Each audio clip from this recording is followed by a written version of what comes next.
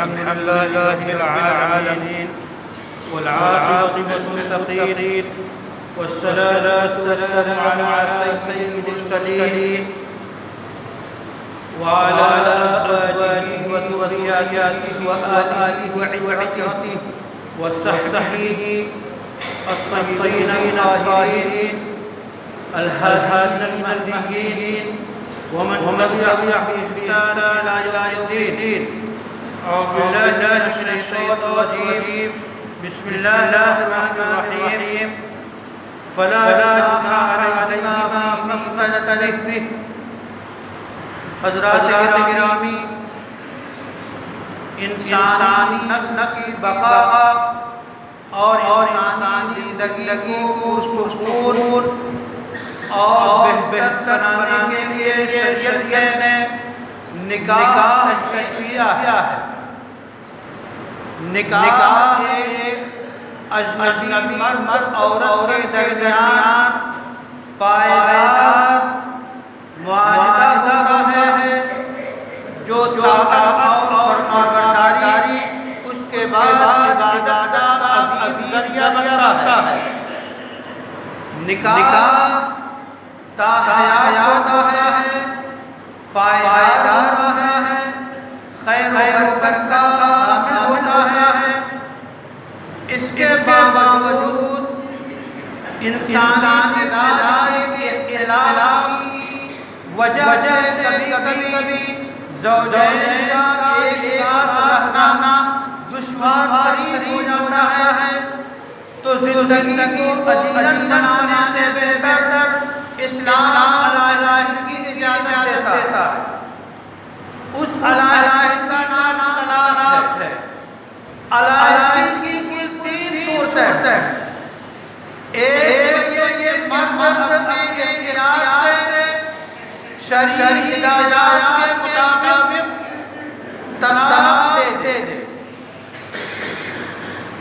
طلاق کے بعد عدت گزر جائے تو پھر وہ دونوں آزاد ہو جاتے ہیں، جہاں اور نکاح کر سکتے ہیں.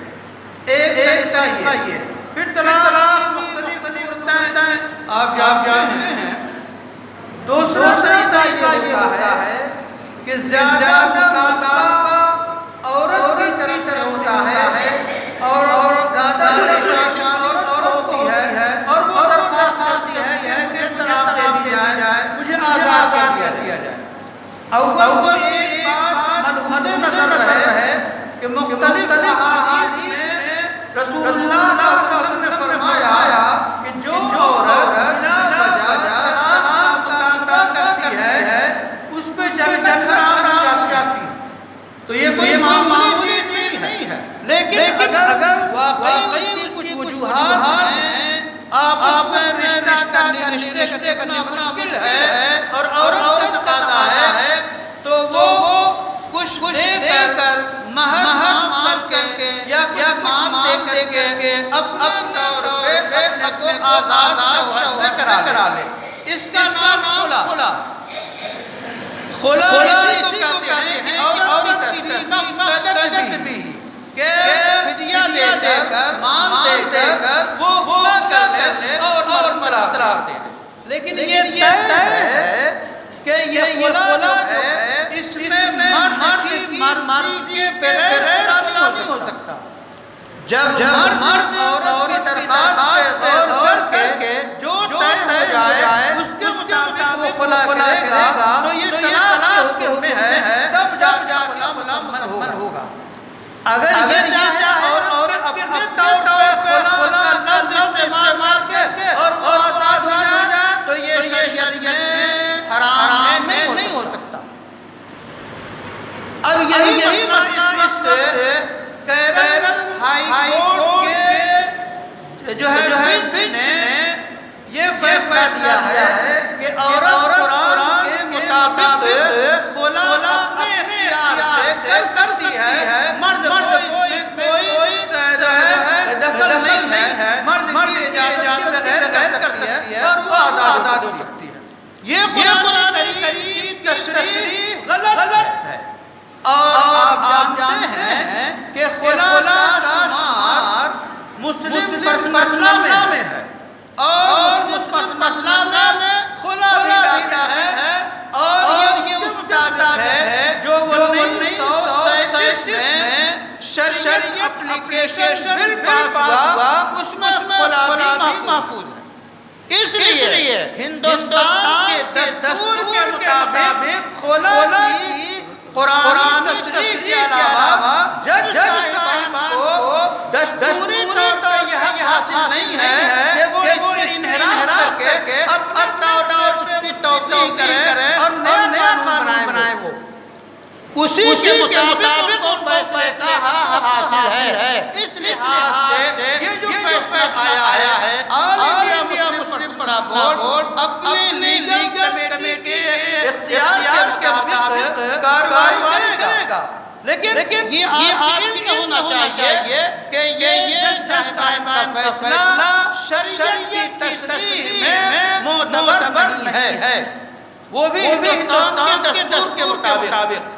اب جانتے ہیں کہ قانون کے ماہرین ہی قانون تشریح کا اختیار رکھتے ہیں، تو علوم شریعت تفسیر اور اسلامک لا کے ایکسپرٹ اور ماہرین کو یہ حاصل ہے کہ وہ خلا کیا ہے، طلاق کیا ہے، ان اصطلاحات کی تشریح کریں۔ جج صاحبان کے لیے مناسب یہ ہے کہ ایسے معاملات میں شریعت ماہرین سے فیصلہ کرنے سے پہلے مشورہ کیا کریں تاکہ صحیح فیصلہ کریں اور معاشرے میں انتشار پیدا نہ ہو۔ معاشرے کو انتشار سے بچانا یہ ضروری ہے، چھیڑ چھاڑ نہیں ہونی چاہیے۔ تو خلا کے ذریعہ عورت چاہے تو آزادی لے سکتی ہے، لیکن مرد کی مرضی اس میں شامل ہوگی اور اصل اختیار بھی اس میں مرد ہوگا۔ دوسری شکل ہے علیحدگی کی، تیسری شکل علیحدگی کی یہ ہے کہ اگر عورت کا تقاضا ہے الگ ہونے کا، مرد جو ہے کسی طرح نہ طلاق دینے میں آمادہ ہے نہ خلا دینے میں آمادہ ہے، وہ سرکشی میں آمادہ ہے، اس کو معلق رکھنا چاہتا ہے، اسے سزا دینا چاہتا ہے، تو اسلام اس کی اجازت دیتا۔ اب تیسری صورت یہ ہے کہ شرعی عدالت ہندوستان دارالقضا اور اس جیسے جو تنظیمیں قائم ہیں وہاں عورت درخواست دے گی کہ یہ معاملہ ہے، تحقیقات کے بعد فیصلہ یہ ہوگا کہ قاضی کو یہ فیصلہ ہوگا جو مقرر ہے ہندوستان میں مختلف نمائندے کے طور پہ کہ وہ اس نکاح کو فسخ کر دیں۔